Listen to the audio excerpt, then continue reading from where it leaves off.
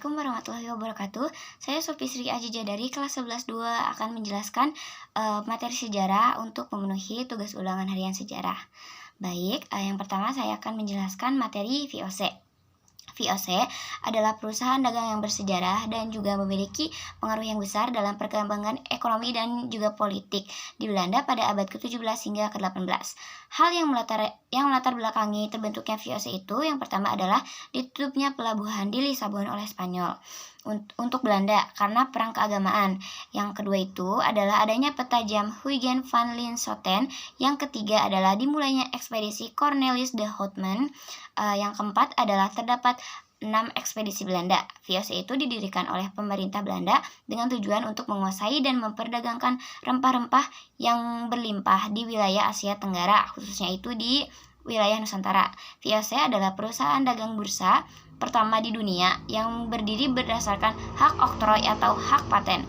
Hak oktroy yang dimiliki oleh VOC itu diantaranya adalah hak monopoli perdagangan, hak mencetak dan mengedarkan uang, hak mengangkat dan memberhentikan pegawai, hak mengadakan perjanjian dengan raja, hak memiliki tentara, hak mendirikan benteng, hak menyatakan perang dan damai, hak mengangkat dan memberhentikan pegawai setempat. Selanjutnya adalah kebijakan VOC, diantaranya itu yang pertama pelayaran hongi, yang kedua adalah ekspansi, yang ketiga adalah Verpflichtungslieferantie, yang keempat adalah kontingenten, dan yang terakhir adalah Freigestellungsstelsel. Nah, runtuhnya VOC itu disebabkan oleh yang pertama itu sistem monopoli melemahkan daya beli. Yang kedua itu adalah harga rempah-rempah yang merosot. Yang ketiga, cara kerja yang tidak efektif dan efisien. Yang keempat, saingan dengan FIC. Yang kelima adalah besarnya biaya melawan rakyat. Yang keenam adalah pembagian laba yang mengecewakan. Yang ketujuh adalah korupsi. Dan yang kedelapan, karena hutang yang VOC itu udah mencapai 136 juta gulden. VOC itu resmi dibubarkan pada tanggal 31 Desember karena keuangan menurun dan tidak menguntungkan. Nah, selanjutnya saya akan memaparkan tentang materi kekuasaan Republik Batav di Indonesia.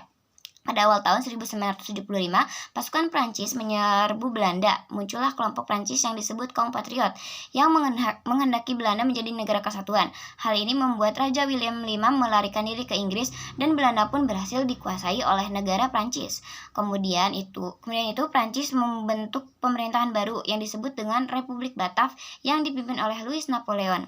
Perkembangan politik di Belanda mempengaruhi kondisi politik di Indonesia yang akhirnya pemerintah Indonesia itu di bawah kekuasaan Republik Batav. Raja Willem yang sudah melarikan diri ke negara Inggris itu di kota Kew itu mengeluarkan perintah melalui surat dengan istilah surat-surat Kew yang berisikan tentang perintah kepada Belanda agar menyerahkan wilayahnya kepada Inggris bukan kepada Prancis. Pihak Inggris langsung bertindak cepat dengan cara mengambil alih beberapa wilayah di Indonesia seperti Padang, Ambon, dan Aceh. Tetapi Republik Batav itu tidak tinggal diam saja. Mereka itu ingin mengambil alih daerah bekas kekuasaan VOC untuk mempertahankan kepulauan Nusantara dari serangan Inggris. Louis Napoleon itu menunjuk kaum patriot untuk memimpin pemerintah Belanda di Indonesia.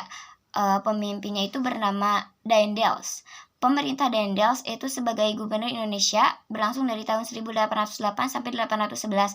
Tugas utamanya itu yang pertama mempertahankan Pulau Jawa dari Inggris. Yang kedua, Daendels berusaha untuk menghapus feodalisme, dan yang terakhir itu menjadikan masyarakat Indonesia lebih dinamis dan produktif. Nah, selama masa pemerintahannya, Daendels itu telah banyak mengeluarkan kebijakan dalam bidang pertahanan dan keamanan, politik dan pemerintahan, peradilan, juga sosial dan ekonomi. Masa pemerintah Daendels hanya berlangsung selama 3 tahun. Nah, dalam menjalankan pemerintahannya itu, Daendels itu sering memaksakan kehendak kepada penduduk ataupun rekan sebangsanya. Dan Daendels itu tidak pernah segan memberikan hukuman yang berat kepada pegawai. Lalu, ada kesalahan terbesar Daendels yang menyebabkan Daendels itu dipecat sebagai gubernur jenderal, yaitu karena Daendels menjual tanah kepada pihak swasta dan hasilnya itu ia pakai untuk dirinya sendiri, untuk memperkaya diri sendiri. Setelah itu, Louis Napoleon itu menunjuk Johnson untuk menggantikan Daendels. Johnson merupakan politikus Belanda dan menjabat sebagai gubernur jenderal di Afrika Selatan. Tetapi ia itu terusir karena di wilayahnya itu dikuasai oleh Inggris. Johnson ditugaskan ke Indonesia mulai tahun 1811 untuk mempertahankan Pulau Jawa dari serangan Inggris dan berusaha untuk memperbaiki keadaan wilayah yang ditinggalkan Daendels. Akan tetapi, kinerja Johnson itu tidak sesuai dengan harapan. Akibatnya itu serangan Inggris di Batavia tidak dapat akhirnya itu pada tanggal 26 Agustus Batavia itu dikuasai oleh Inggris. Lalu pasukan Johnson itu mundur sampai ke kota Semarang, lalu meminta bantuan kepada Legiun Mangkunegara untuk memukul agar Inggris itu mundur. Tetapi pasukan Inggris itu lebih kuat, jadinya pasukan Inggris itu berhasil mengalahkan pasukan Johnson. Nah, selanjutnya saya akan memaparkan materi tentang kekuasaan Inggris. Kekuasaan Inggris di Indonesia itu dimulai pada tanggal 18 September 1811. Penguasa Inggris di Indonesia itu dinamakan dengan Raffles, dengan pusat kekuasaan terletak di Batavia. Nah, dalam rangka menjalankan pemerintahnya itu ada 3 prinsip, yaitu yang pertama, segala bentuk kerja rodi dan penyerahan wajib dihapuskan. Yang kedua, peranan bupati sebagai pemungut pajak itu harus dihapus. Dan yang terakhir itu, tanah adalah milik pemerintah. Berpegang pada 3 prinsip tersebut, Raffles membuat kebijakan dalam politik dan pemerintahan juga di bidang sosial dan ekonomi. Menurut Raffles, pemerintah adalah satu-satunya pemilik tanah yang sah.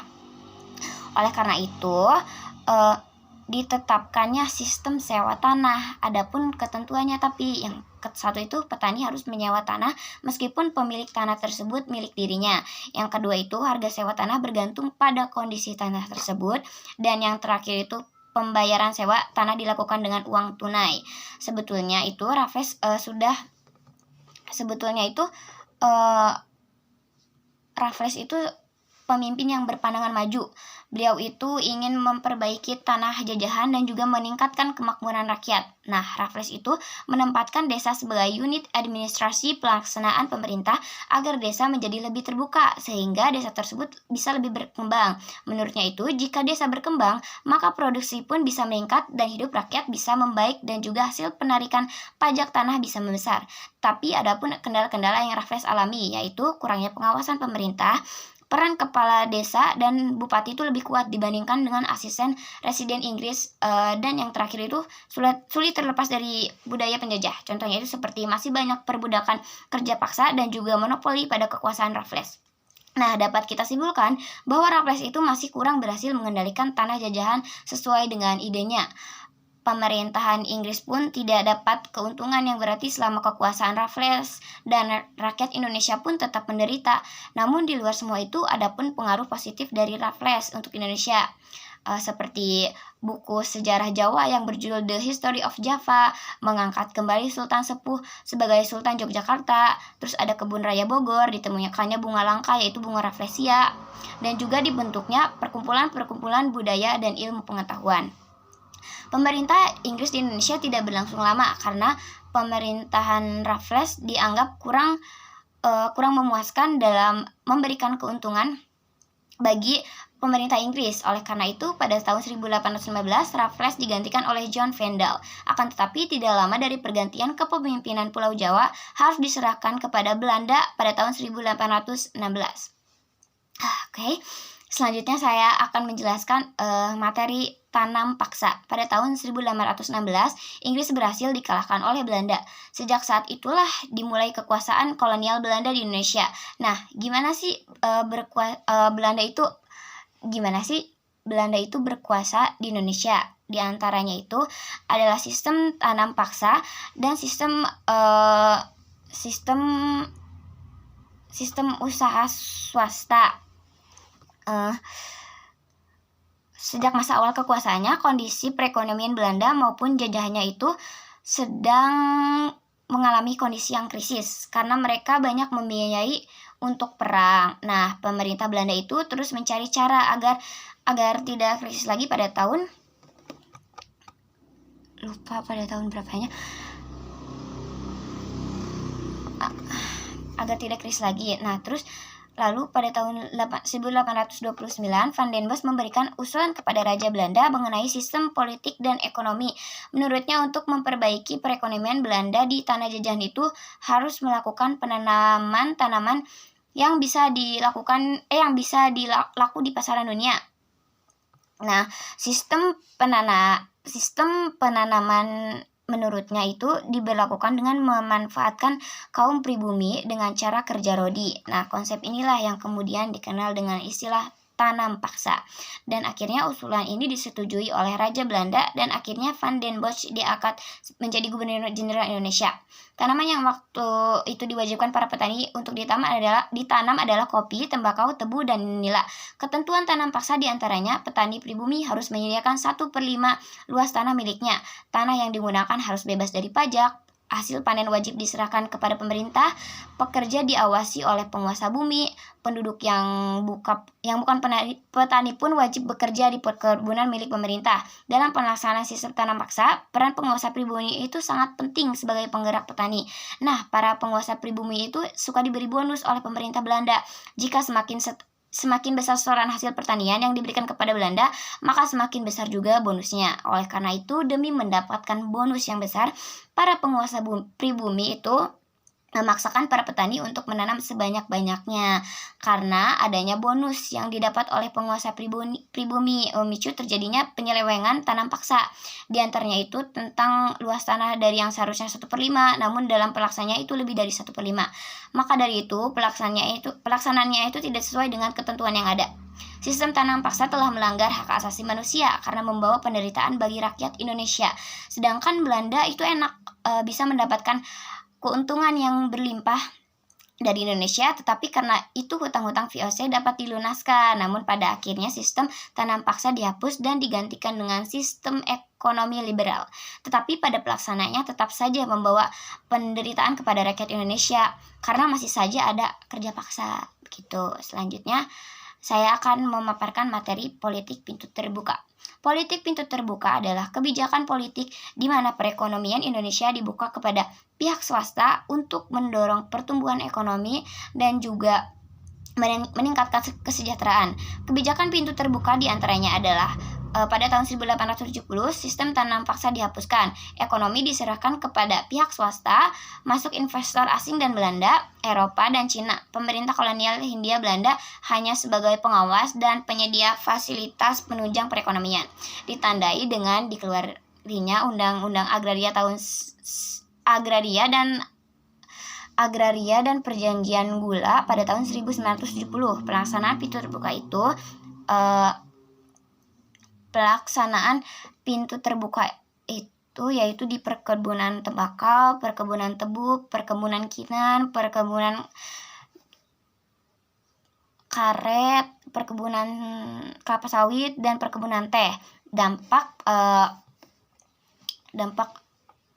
politiknya itu diantaranya adalah memberikan keuntungan yang sangat besar kepada kaum swasta. Hasil produksi perkebunan dan pertambangan mengalir ke negeri Belanda dan negeri Belanda menjadi pusat perdagangan hasil dari tanah jajahan. Selanjutnya politik etis atau politik balas budi, latar belakangnya itu kemakmuran yang dialami Belanda dan kemiskinan yang menimpa bangsa Indonesia, dicetuskan oleh Theodore van Deventer dan Pieter Broodschap. Van Deventer menerbitkan artikel yang berjudul Utang Kehormatan dalam jurnal The Gids pada tahun 1899. Van Deventer menyusun program yang perlu dilaksanakan di Indonesia dalam rangka membalas budi. Caranya itu dengan meningkatkan kehidupan bangsa Indonesia pada 17 September 1901. Atau Wilhelmina menerapkan politik etis. Nah, dampak politik etis itu yang pertama pembangunan sarana dan prasarana yang menunjang aktivitas pertanian. Yang kedua itu